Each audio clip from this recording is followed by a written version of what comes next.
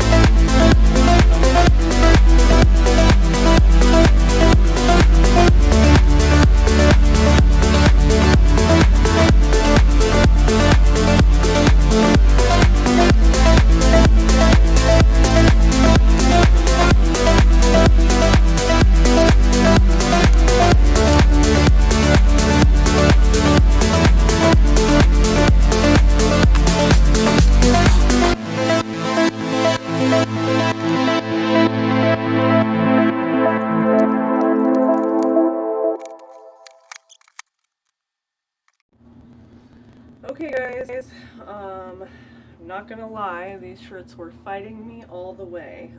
I have not done mandalas in a minute. These are Ronstar mandalas, which for me are a little bit trickier than regular mandalas. But when I'm doing like an ice dye or a snow dye, that's when I like to do my mandalas, because saturation is key when it comes to mandalas, and ice dyeing or snow dyeing kind of helps with that saturation process. No way in heck, at this point in my skill level, no way in heck would I attempt to liquid dye a Ronstar mandala, because it would be a nightmare. I already know that. So they did fight me, and I must not know my own strength, because this is my strongest sinew and I broke it like 3 times, so that was interesting. I must be getting stronger. Okay, so I am going to do the black cherry on the small one here, and then I decided to go with Brazil nut on this larger one. I think I've done Brazil nut like in a mixture, but I've never done it like by itself, so we're going to try that and see how it goes. So I'm going to start putting some snow on these guys. My snow should be a good consistency now, and then we'll go from there. I'm going to freeze my hands off because I don't have any winter gloves, so we'll see how this is going to go.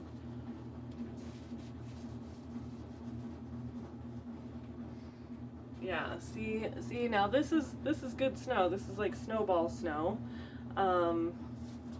It packs real nice. It's got good moisture content. I actually have to break it to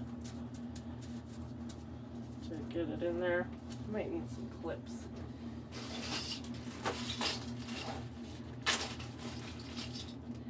Might need some clips for my cake molds. Gonna hold that snow in there.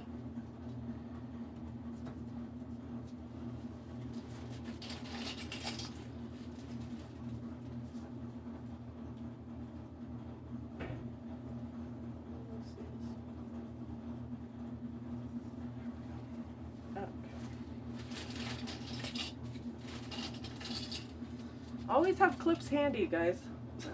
I have an array of clips. I have clothespins, and I have regular clips, and I have chip clips, and I have, you can never go wrong having clips. Honestly, if I were to show you my studio, it's crazy the amount of tie-dye accessories that I have. It is literally an entire bedroom of stuffs. I'm not going to show you my studio because it's trashed right now.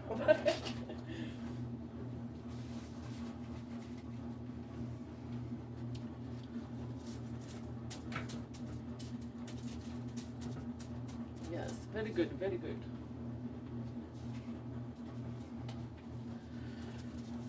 And it's almost midnight, so, and everybody, well, my husband is sleeping. He's an early bird, so he goes to bed pretty early. He's sleeping, so I'm ringing in the new year with you guys.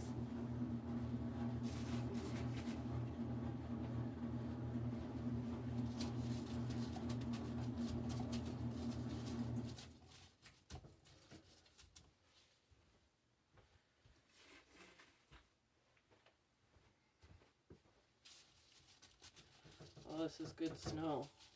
It's like moldable ice. I love it.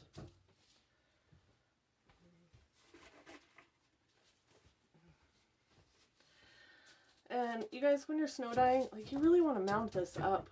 And if I'm being honest, I will actually probably add more snow after some of this melts, just for good measure, because while it feels really good, it's still really hard to tell the exact moisture content that's in the snow. But as it melts, I'll be able to tell how much of my fabric is saturated, and if I need to add more, then I will. And I also haven't decided if I am going to flip these and dye the other side. That will also depend. I'll just kind of watch the process, and if I'm not seeing good saturation on the underside of my shirts, then I will go ahead and flip them, which will be relatively easy since we are doing single color dyes.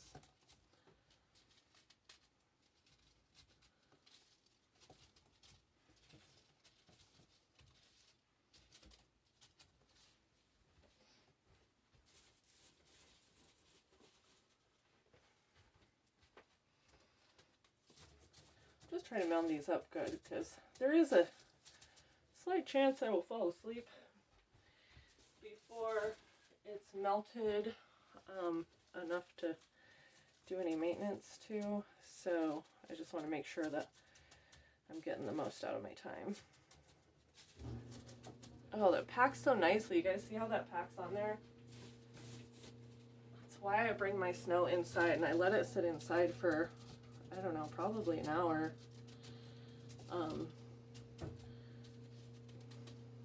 Too bad I didn't bring more in. I could just build a snowman in here.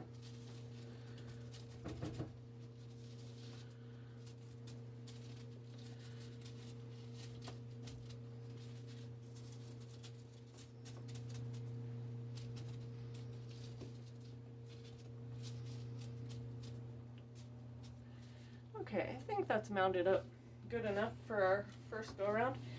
So what I'm going to do, guys, another thing I just want to mention, I can't mention this enough, I don't know if I've spoken about it previously, but if you guys are working with powdered dye, please, please, please wear a respirator. You don't want to be breathing this stuff. The fine particles in your lungs can be quite dangerous. I have asthma, so I have to be super careful. But on top of that, I use a magnetic mixer for my liquid dyes, and I can't tell you guys how many times I have pulled those little metal pills out of my magnetic mixer with chunks of metal on them, okay? And I don't know about you, but I'm not super comfortable with the idea of breathing little metal chunks into my lungs. So please, you guys, wear PPE, wear your protective gear. You know, I wear goggles, I wear gloves. I wear gloves for the most part.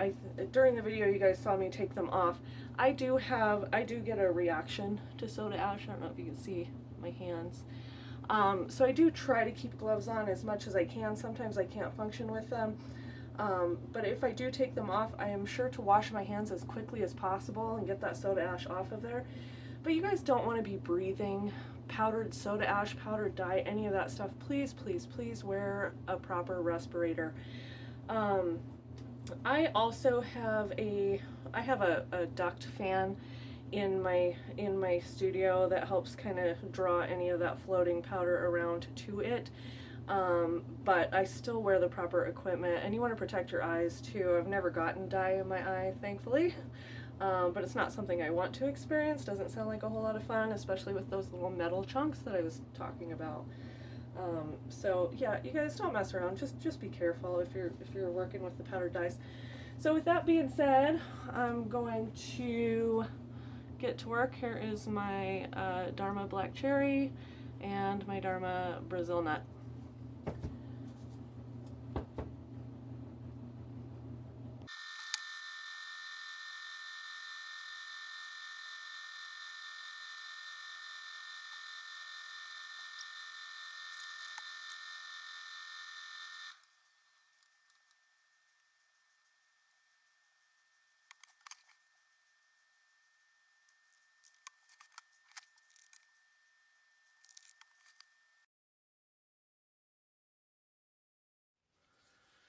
Alright, so I got these guys flipped, and we're going to add some snow and some more dye and some soda ash. I don't know if you guys can see right up in here, there's quite a bit of white right there. This one, there's some areas that didn't quite take the dye right there, so just to be safe, you know, we're going to do this side. Definitely at this point I want to add some soda ash into the fabric because it has been saturated and a lot of the soda ash has made its way through and possibly dripped out the bottom, so I just want to make sure and do that.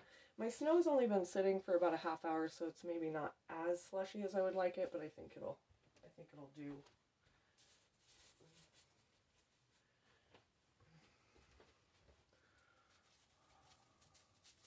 Yeah, it's still a little powdery, but it'll be okay. And I won't need to add quite as much snow to this side because they are pretty well saturated. We're just doing some touch-ups on this back side.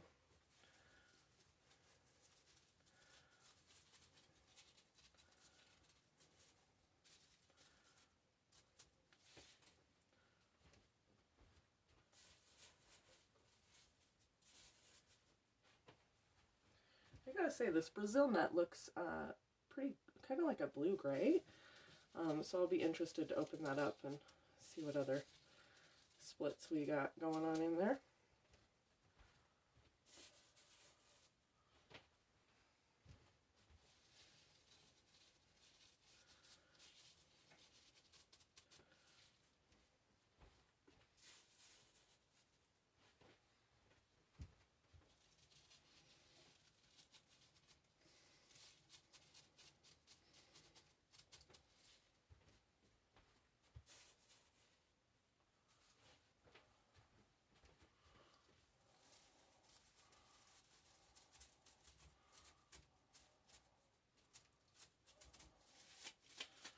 Okay.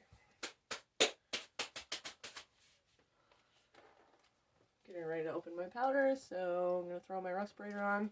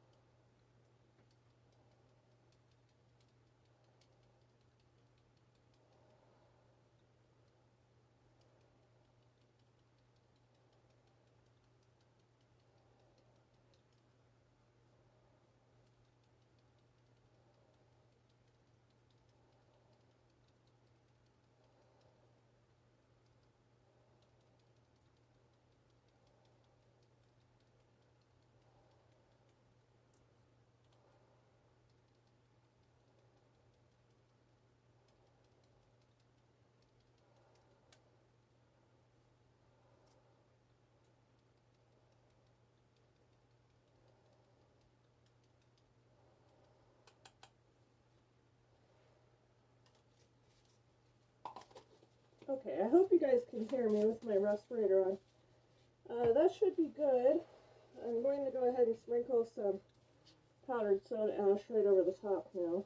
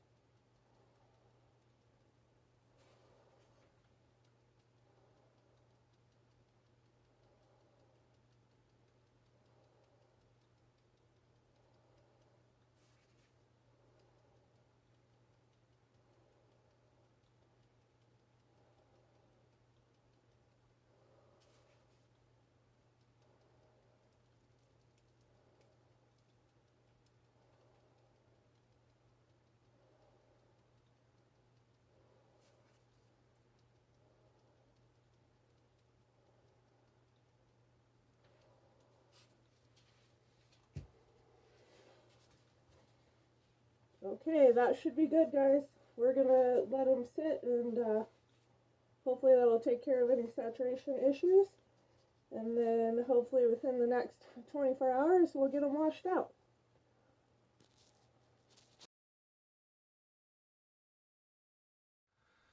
Let's talk about how these shirts came out, guys. This is the first spiral of the 2 spirals that I had wrapped up already. I'm really happy with my pleats on this one. Like I've said, I really struggle with pleated spirals, so definitely happy with how the pleating came out on this one. I believe I had 33 pleats in this one, I counted. I do see some remnants of the first dye. Remember, this is the shirt that had a mandala on it, and I reversed the mandala out of it because I didn't like how it looked. And then I re-dyed it. And if I would have been thinking, I maybe would have went with a darker color scheme to really cover that up. So there are definitely still some remnants of the old design, but honestly, this shirt is for me, so I'm not complaining. I will wear the heck out of this shirt.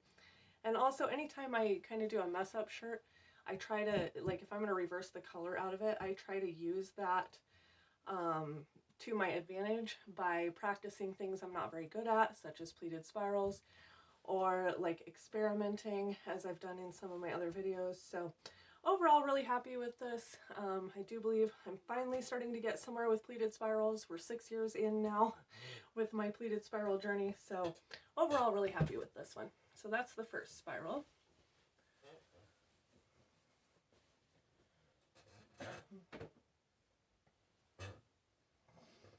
The second spiral is the gray shirt. It started as a gray.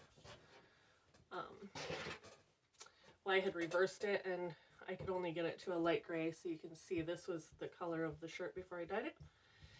And this was also a pleated-ish spiral. This particular material, when I was pleating it, it was really kind of stretchy. Didn't really want to pleat really nicely for me, but overall I think it came out really cool. And then I mentioned the sinew lines that it has, so we've got our sinew lines here and here and here.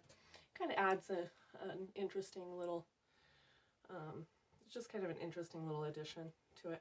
But yeah, the colors came out really rich, so I'm not super disappointed that I couldn't lift more of the black out of this shirt to begin with. The shirt did begin this black color that's in these sinew lines, so not bad for a reverse dye. Okay, so those are the 2 spirals.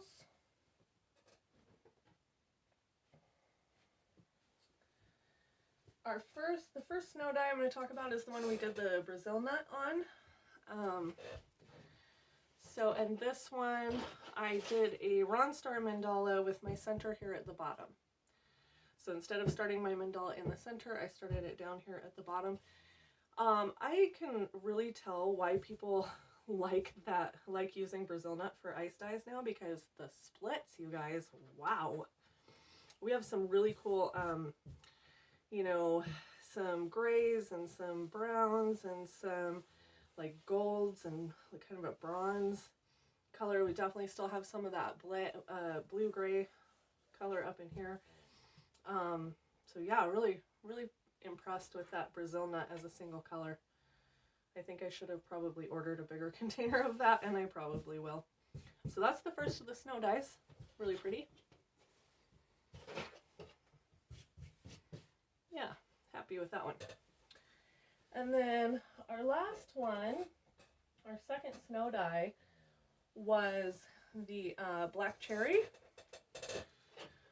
So this is how the black cherry came out.